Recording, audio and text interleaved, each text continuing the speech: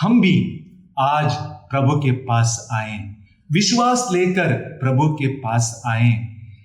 हमें उनकी जरूरत है, उनके स्पर्श की जरूरत है।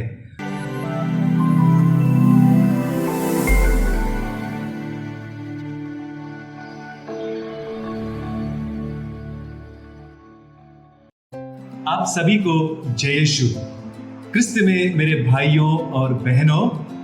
सुसमाचार में हम देखते हैं और हमारे कलीसिया के इतिहास में हम पाते हैं और आज के समय में भी हम ऐसे अनगिनत लोगों की गवाही सुनते हैं जिन्होंने प्रभु यीशु के स्पर्श से, उनके दिव्य अनुभव से अपने जीवन को पूरी तरह से परिवर्तन किया है।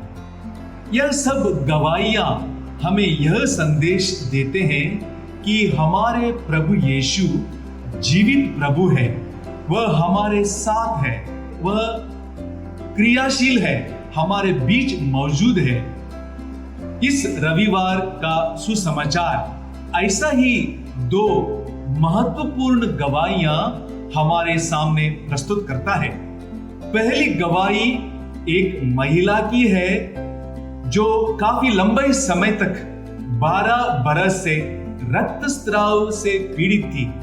उसने प्रभु यीशु का कपड़ा छू लिया और वचन हमें बताता है कि उसका रक्तस्राव उसी क्षण सूख गया। उसने अपने शरीर में अनुभव किया कि उसका रोग दूर हो गया है। दूसरी गवाही में हम सुनते हैं कि जैरूस, एक सभागृह का अधिकारी, अपनी बेटी जो मरने पर है, प्रभु यीशु से उसके लिए प्रार्थना करता है।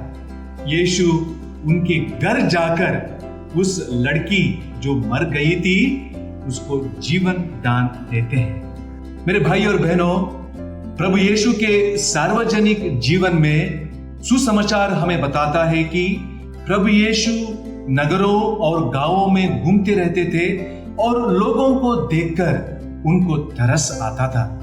संत मत्ती के सुसमाचार में अध्याय 9 पद संख्या 35 हम देखते हैं, ईसा सभागृहों में शिक्षा देते, राज्य के सुसमाचार का प्रचार करते, हर तरह की बीमारी और दुर्बलता दूर करते हुए सब नगरों और गांवों में घूमते थे।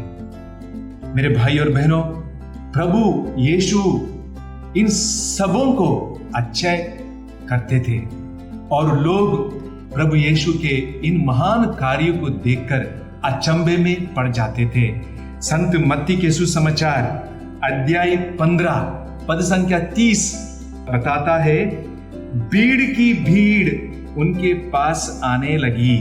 वे लंगड़े, लूले, अंधे, गूंगे और बहुत से दूसरे रोगियों को भी अपने साथ लाकर ईसा के चरणों में रख देते और ईसा उन्हें चंगा करते थे।